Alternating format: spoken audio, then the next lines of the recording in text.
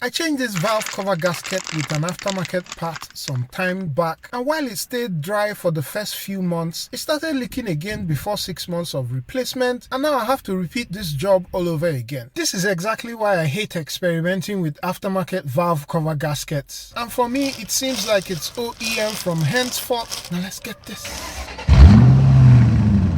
And just to be clear, this leakage is not down to poor workmanship because I use a very meticulous process for replacing valve cover gaskets. First, I give the engine a wash to remove dirt and reduce any chance of contamination. Once dry, the valve cover comes off. I then go ahead to wipe the mating surface with brake cleaner or cab cleaner to remove any oil, varnish or debris and deposits. Next, I attack the adjoining area with the timing chain cover with a razor blade or a scraper to remove any remnants of the old sealant. I also do this for these other areas, not just in front but at the rear as well, and then give it several wipes again with brake cleaner. For the valve cover itself, I give it an initial wipe with a rag and then use a Q-tip soaked in brake cleaner to remove all the oil and residue in this channel where the valve cover gasket itself sits. I apply sealants to these areas that have joints here, here and here as well as the corresponding areas on the rear of the engine. By the way, Honda Bond is the best in the business. I then go ahead to fit the valve cover. I also don't just stop there. I follow the manufacturer's bolt tightening sequence and then apply the exact same torque specification as listed in the service manual. And so with all of this, I'm pretty sure the leakage I've had on a couple of vehicles is not down to incorrect fitment. OEM gaskets may be a bit more expensive, but save yourself the headache and do this job once and for all. Now that I've replaced with an OEM gasket,